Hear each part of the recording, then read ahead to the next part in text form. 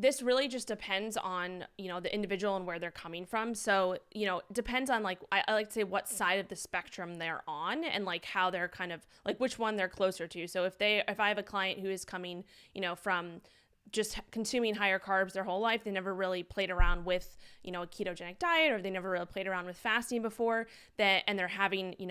issues with, if they're trying to change their body composition or lose body fat or whatever it may be, and they haven't been successful at that with what they're doing, then they're like, okay, so what you've been doing hasn't been working. So let's maybe,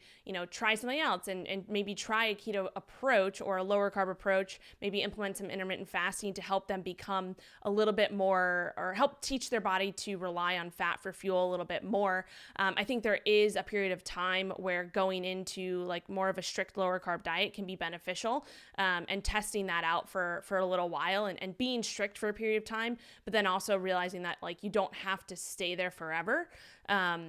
So I think there is definitely, an advantage to implementing a ketogenic diet for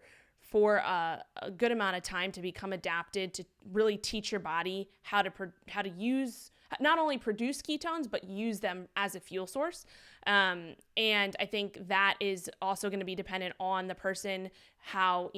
much body fat they have, how, what their activity level is like, what their stress levels are like. All of those things are going to play into it. I am definitely in like the moderate to higher protein approach. I've actually always been there, even, back in when I first started to get into keto. And even within the study that I performed, the basis of the study was, hey, get your carbs under a total of 50 grams per day.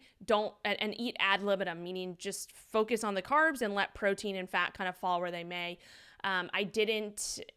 I knew from the beginning, just the research that I did, that a high fat keto diet was really, more so for people who are, looking to treat some type of medical issue, or they need to have ketones super, super high. But for your average person who's, looking to just maybe get the benefits, the overall benefits of ketosis, and maybe lose some body fat, maybe, the mental clarity side of things, appetite control, I've seen just in my practice and from a lot of the research that I've dove into, that protein is something that can be a little bit higher, and you don't need to have necessarily a super high fat approach. And I think that actually is a little bit of a kind of putting you in a place that's not going to make you successful for the long term if you're going super high fat, super low carb, and low protein, because we know protein is there's just so many benefits to protein that that can't be overlooked. So